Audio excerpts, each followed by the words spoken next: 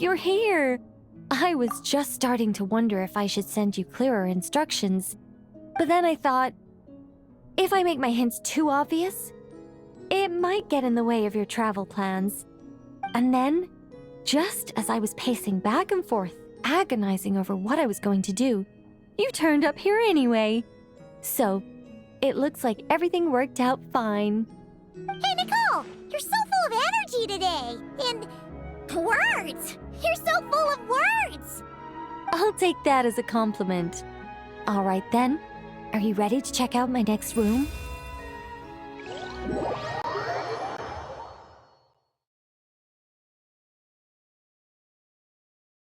Is this Nicole's studio? Why is it just a bunch of empty frames on white walls? Let's take a closer look.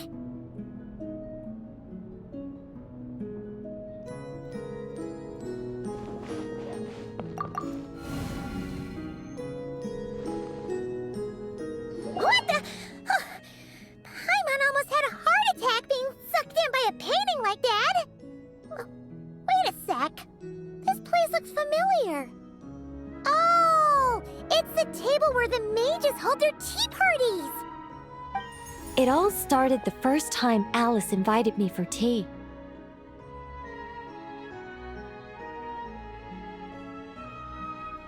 On that day, I didn't attend in person, mostly because back then, I still hadn't decided whether I really wanted to join the Hexen Circle or not. Alice was the only one there who knew my true identity. She warned me not to say a word or let anyone else discover who I was. I was only supposed to observe. And then what happened? Well, then I concluded that she was punishing me for my hesitation to join. Everyone was talking about such interesting things. How could I not chime in? And of course, when you're in the middle of a conversation and someone throws out a question you know the answer to, how are you supposed to keep your mouth shut? Which brings us to the bet between Barbeloth and Alice, Rhindaughter's forbidden creations, Ivanovna's political machinations. It was like a series of exquisitely acted plays, distilled within the confines of a teacup. Their words alone were enough to ignite my instinct to lay the truth bare before them. So, you piped up inside their heads? Of course not. Even though I felt like my head was going to explode, I still made sure to hold it all in. I'm a responsible angel, after all, and I'm well aware of the difference between what I want to say and what I'm allowed to say. So, I had a private little word with Alice inside her head, just me and her, and I agreed to join the Hexen Circle, right there and then. She was quite happy about my decision, but as for the talking inside her head, well, she claims that over the next few days, she had such a headache that she had to visit a doctor in Liyue to get some relief. But she can hardly blame me for that.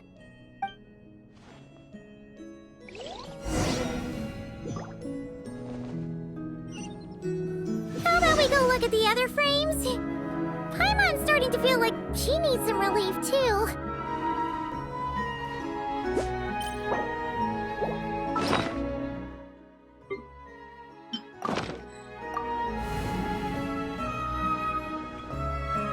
Is that an Irminsul tree? Oh, this painting here? You're clearly no strangers to the white trees. But did you know that the first angel's betrayal happened beneath one of their very boughs?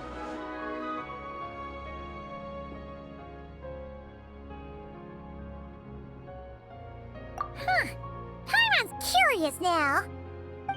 Well then, I guess it's finally time for me to tell you a tale of romance and horror. Let me just think how best to protect the identity of those involved. All right, got it.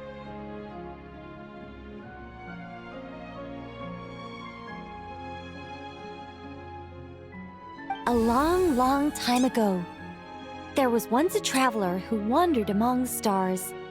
They were nothing like you, but that's not important right now.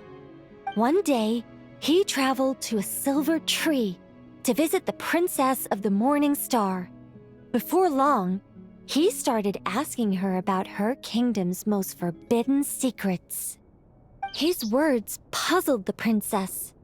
How could he possibly know of all these things forbidden by the gods? The young man revealed his origins and showed the princess things she had never seen before. A free will and love, both noble and spiritual. His words awakened her sense of self, hitherto shackled by the gods. Her heart soared, carrying her beyond limits she had never crossed before. The Princess of the Morning Star confided the kingdom's secrets to the youth, and between them, love grew and blossomed, along with a determination to defy the gods. This is just a cookie-cutter love story. You said there'd be horror. Don't worry, Paimon. The horror's about to begin.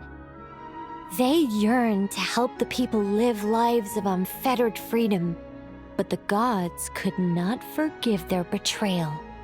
They sent down thunder and fury, destroying the lovers' home. And when the Great War subsided, the power and the wisdom of the princess were lost, never to return. Even her closest friends were cursed.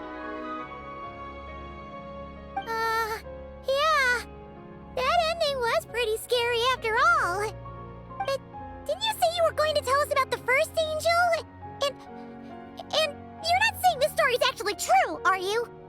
It sure is. And that's the scariest part.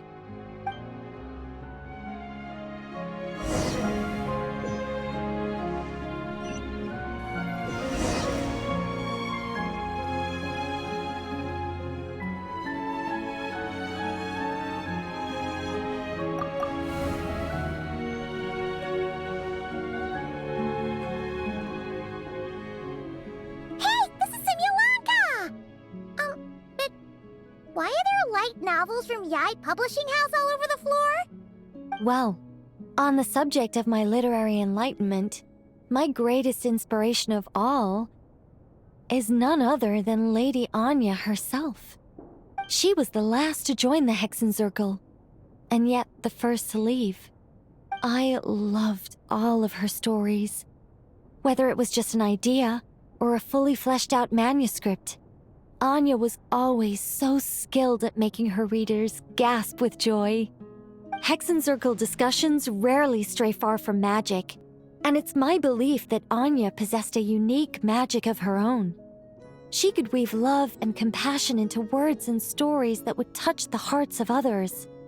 I asked her for tips on how to write compelling tales. She taught me a lot of tricks and techniques, but in the end, my biggest enemy has always been myself.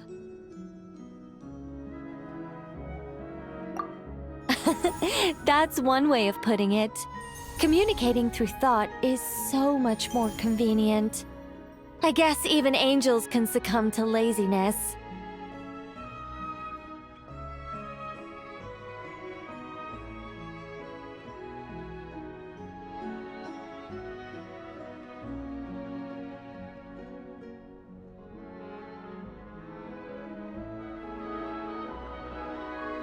However, recently I've resolved to make an effort, even if it's just to spare myself reproaches from a certain old Seelie friend of mine.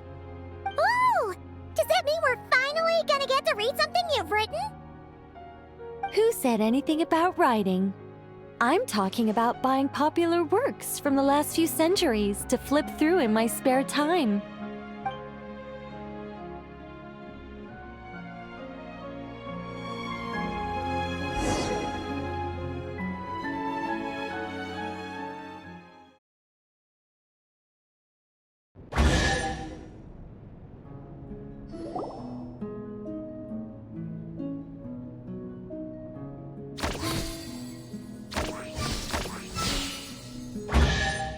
These paintings all remind me of places that hold great significance in my heart.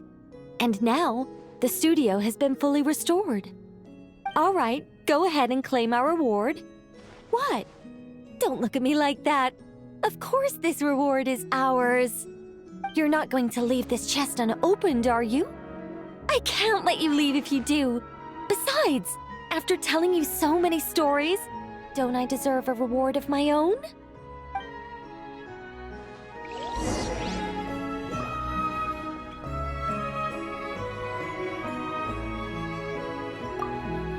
A happy story all wrapped up. See you next time.